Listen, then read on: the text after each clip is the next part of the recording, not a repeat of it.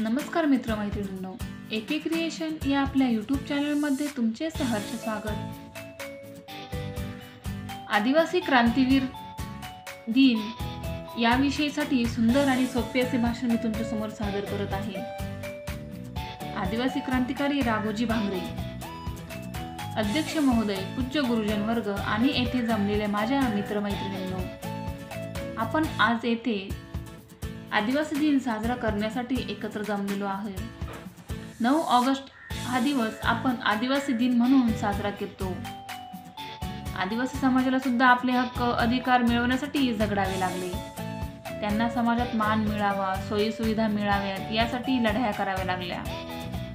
अनेक आदिवासी क्रांतीवीर यांनी प्राण पणाला लावले। राघोजी भांगरे, बिरसा मुंडा, तंट्या भिल्ल, शमशेरसिंग पारधी, किल्लेदार खेमाजी रगतवार असे अनेक आद्य क्रांतिकारी आदिवासी समाजातील आहे। त्यापैकी मी आज तुम्हाला राघोजी भांगरे यांच्याविषयी थोडक्यात माहिती सांगणार आहे। राघोजी भांगरे यांचा जन्म 8 नोव्हेंबर 1805 रोजी देवगाव येथे आदिवासी महादेव कोळी या समाजातील आई रमाबाई आणि वडील रामजी यांच्या घरी झाला। अहमदनगर जिल्ह्यातील अकोले तालुक्यातील सह्याद्रीच्या कुशीत निसर्गाने नटलेल्या बहरलेल्या देवगाव हे गाव आहे।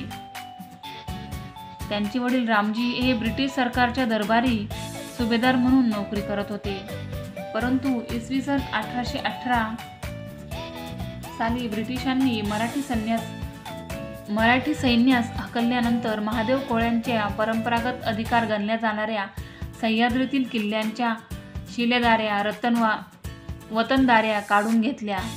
त्यांचे हे परंपरागत अधिकार काढल्यानंतर इंग्रजांविरुद्ध महादेव कोळ्यांमध्ये असंतोष निर्माण झाला। पुढे कोकणात एक दरोडा पडला होता। या दरोड्याचा आरोप राघोजी भांगरे यांचे वडील बंडखोर असल्याने त्यांच्यावरच तो आरोप करण्यात आला। त्यानंतर राघोजी भांगरे व बापू भांगरे यांच्या नेतृत्वाने क्रांतीची मशाल अधिक तेजस्वी होऊ लागली। त्यानंतर आदिवासी समाज भडकत गेला।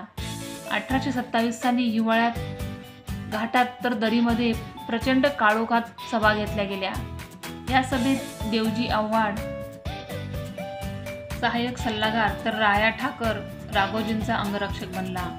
मायभूमीला मुक्त करण्याची शपथ यावेळी घेतली गेली। राघोजींच्या टोळ्यांनी ब्रिटिशांना पळवून लावले, सळोकी पोळो करून सोडले, परेशान करून सोडले, तरीही ते आदिवासी समाजाला त्रास देतच होते। त्यांनी 1828ला शेतसारा वाढवण्यात आला। सारा वसुलीमुळे गोरगरिबांना पैशाची गरज भासू लागली। त्यामुळे गोरगरीब सावकार वाण्यांकडून भरमसाठ कर्ज घेऊ लागले। त्यामुळे कर्जाच्या बदल्यात सावकार लोक जमिनी बळकावू लागले। राघोजींनी सावकार आणि इंग्रजांविरुद्ध बंड तीव्र केले। इंग्रज सत्तेच्या विरोधात नगर, पुणे, नाशिक, ठाणे अशा अनेक भागांमध्ये टोळ्या उभ्या केल्या।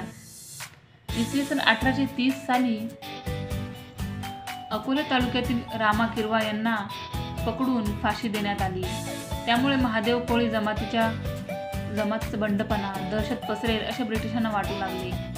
भिल्ल जमातीच्या टोळ्या उभ्या राहिल्या। राघोजींना त्यांची साथ मिळाली। राघोजी भांगरे यांना पकडण्यासाठी इंग्रज सरकारने 5000 रुपये बक्षीस जाहीर केले होते।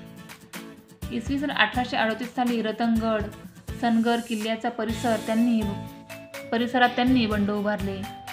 कॅप्टन मॅकटॉंग याने हे बंड मोडण्यासाठी सर्व अवघड खिंडी, दऱ्या, घाट, रस्ते, जंगले यांची बारीक-सारीक माहिती मिळवली, परंतु बंडखोर नरमले नाहीत। ब्रिटिशांनी मार्ग हे रोखून धरले। 80 जणांना कैद केले। पुढे फितुरीमुळे राघोजी भांगरेंचा खंबीर साथीदार बापूजी भांगरे मारला गेला। इसवी सन 1844 ते 1886 या काळात राघोजींचे बंड शिगेला पोहोचले होते। त्यांना कोणीही पकडू नये म्हणून ते गोसाव्याच्या वेशात फिरू लागले। पंढरपूर येथे बंड पुकारण्याच्या काळी तयारी करत असताना राघोजी भांगरेंना इंग्रजांनी पकडले व ठाण्यास नेले। त्यांच्यावर राजद्रोहाचा खटला मांडला। इंग्रज अधिकाऱ्यांनी त्यांना वकीलही मिळू दिला नाही। त्यांनी कोर्टात स्वतःची बाजू मांडली। पुढे त्यांना 2 मे 1848 रोजी ठाणे सेंट्रल जेल येथे राघोजी भांगरे यांना फाशी देण्यात आली। असा हा क्रांतिकारी वीर अस्ताला पावला। धन्यवाद मित्रांनो। व्हिडिओ आवडला तर लाईक करून चॅनलला सबस्क्राईब करा.